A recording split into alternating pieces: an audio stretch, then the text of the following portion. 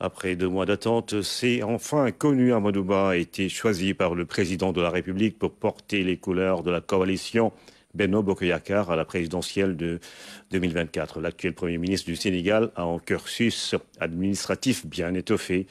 Directeur général des impôts et domaines, ministre des Finances et du Budget, ministre des Affaires étrangères. Un homme réputé compétent, affable et rassembleur, Aram Ndao a rencontré quelques-uns de ses proches et ses collaborateurs. Voici son reportage. Raconté par ses proches, Amadou Ba apparaît sous un portrait robot étonnamment identique. ñaari tal la juddoo mooy Grand Dakar bi ñuy wax foofu la juddoo en 79 lañ ñëw Parcelles rue des Pis la jàngi ñaari tali man mi fa laa jàngi Amadou nit ku baax la Amadou nit ku yaru la dafa yaru ni ngeen ko gisee yéen noonu rek la mel amul tricherie. Amadou Ba loolu la liggéeykat la nit ku yaru la nit ku dal la nitu jàmm la bu ma la nee Amadou Ba nitu jàmm la daal wax naa la nit ki c'est un homme de paix. Falilou Ndiaye et de ses amis qui l'ont fréquenté depuis l'université, partageant le même couloir avec des chambres contiguës dans les années 80. bi ñuy jàng ñun gouverneur lañ ko daan wooye xam loolu c'est pas fréquent suñu benn xarit moo ko doon tooñ bu ñëwee parce que prestance am bu mu doon ñëwee rek dana wax ne gars yi gouverneur ñëw na damay wax nii di tooñ ma naan Amadou Ba décret bi dafa ñëw confirmer li mu doon kilifa gi mu doon décret bi dafa ñëw confirmer ko mais kilifa la mos nekk ñun loolu moo xewoon sol jean sol t-shirt sol parka wala ay chaussures de basket mais Amadou Ba très tôt veste la daan sol chaussures de ville te saagam attaché casa. Et Amadou Ba ne se raconte jamais sans l'ombre de ses parents bien connus aux Parcelles Assainies unité 6. Il est fils d'un imam, le vieux Ibrahima Ba, qui a quitté ce monde en 2002. Sa maman, Adja Marème Bal, rappelée à Dieu en 2017, était réputée active dans le social.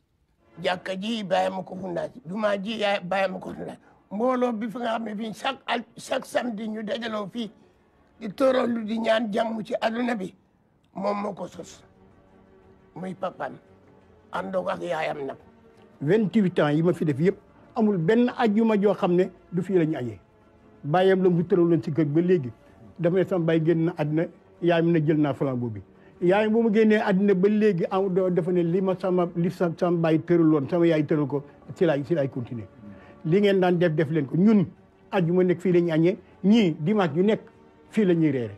gis nga loo doonul taal li kii wax loo doon sëriñam daf ko doon ci ndeyam doon ko ci baayam jàkk jii ñu naan dem leen julli ca moo doon ilimaan bi jumaa jii ñuy fondement Amadou Ba di ko liggéey tey keroog ba ñu dee ànd ak yaayam ak lu ma juróomi nit ci koñ bi suñu xëyee topp jeeg ji bu weer dee ku ne natt 200 francs ñu di ko dajale pour teg peeru jumaa ji ñoo ko daan ànd boot suñuy doom.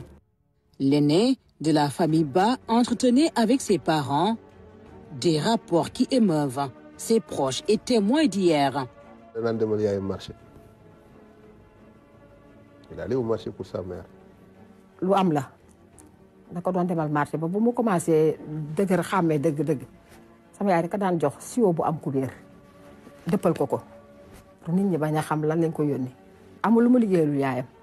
bu daan tukki bu daan jaar Parcelles di yaayam pour mu ñaanal ko bu toogee maire Bal di waxtaan ak moom def daan def tekk di ko déglu ba maire bi wax lépp buñ ko nee maire Bal kii dafa yàkkamti ku ko wax rakkam moo fa nekkoon bu ko waxee mun ko noppi bàyyi ko mu wax buggul sax yaayam xam ni dafa yàkkamti plusieurs fois avion bi xaw na ko fi bàyyi parce que dafa nekkoon ci yaayam bi buggul yaayam dagg yaayam ci wax mais loolu dafa sori.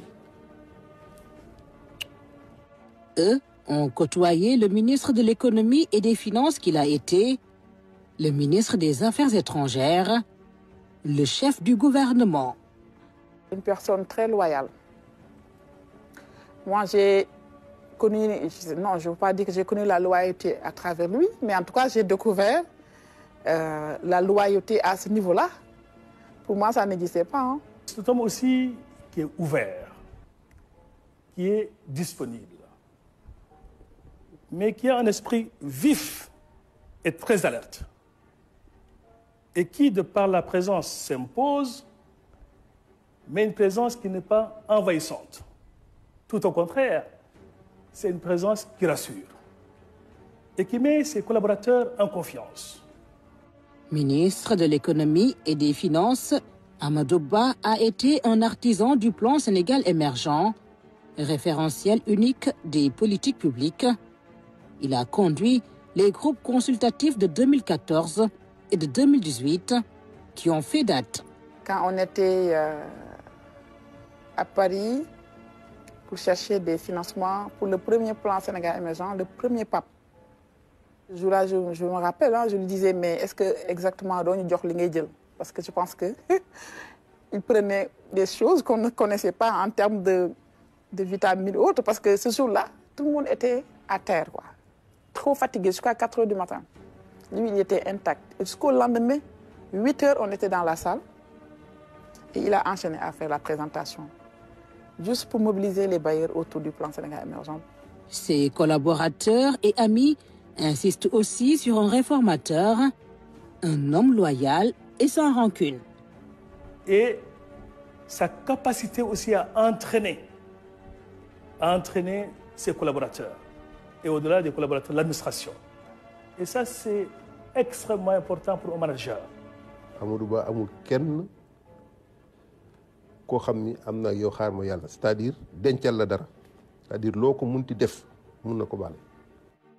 Du baccalauréat technique de gestion obtenu au lycée Maurice Delafosse, au brevet de l'ENAM en 1988, en passant par la maîtrise en sciences économiques, Amadou Ba a été cet étudiant constant dans l'excellence. Inspecteur des impôts et des domaines, il a gravi les échelons de la DGID jusqu'au sommet. Aujourd'hui, au sommet du gouvernement, il lui reste encore d'autres sommets à atteindre.